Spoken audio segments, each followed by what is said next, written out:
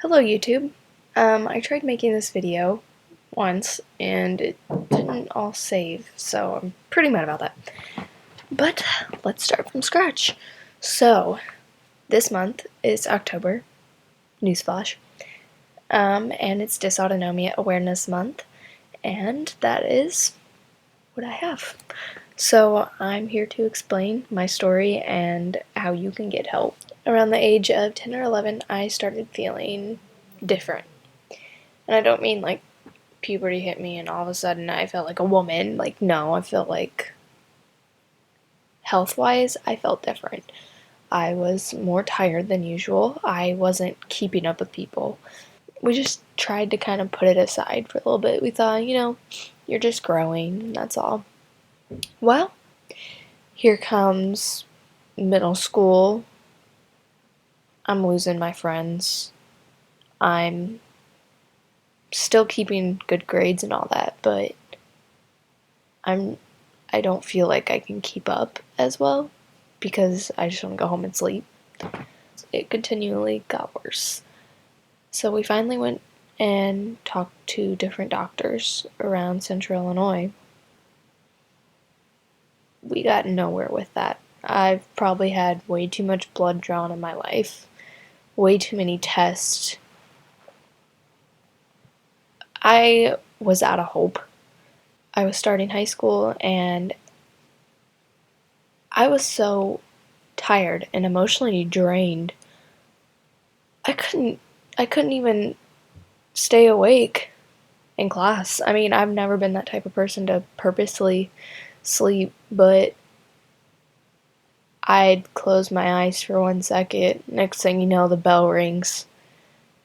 20 minutes have gone by and I'm asleep. The ER doctors, they had told me, you're not going to find help around here because we're just not informed enough about new things, and what you have is obviously way beyond our knowledge. So, after that, we looked into Mayo Clinic. Our insurance said, yeah, we'll cover it. A week before we left, we got told by our insurance that, just kidding, it's not covered. So at this point, we were like, do we stay or do we go? Well, the state I was in was so bad where I'd come home, I'd lay in bed, and I'd sleep. It was every day. I couldn't even get out of bed. I didn't have a TV on. I just wanted to lay there in silence. So we decided we need to go. I was told quite a few times that it's all in my head. I'm crazy. I'm depressed. I'm emotionally just unstable. I got told so many of those things and it hurt because they didn't know how I felt. They didn't know what it felt like to physically not be able to get up without passing out, falling over, getting dizzy all the time. But when I finally got to Mayo Clinic, within the first hour of just talking to a doctor and telling them my problems, she gave my family this pamphlet and said, I think this is what you have. Your test is later. The test came back positive, and I now have postural orthostatic tachycardia syndrome. When I go from like laying down to standing up, my heart rate can double or triple, which will cause you to get super dizzy. It can cause you to get super dizzy, super tired, and just worn out. So my blood doesn't like to circulate. It's autonomic dysfunction. So anything in the autonomic field, I guess, I'm not a doctor, it's affected by this.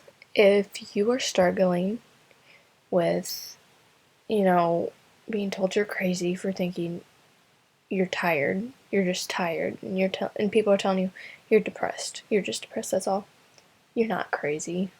1 out of every 100 teenagers have it, and it's not really well known in the medical field.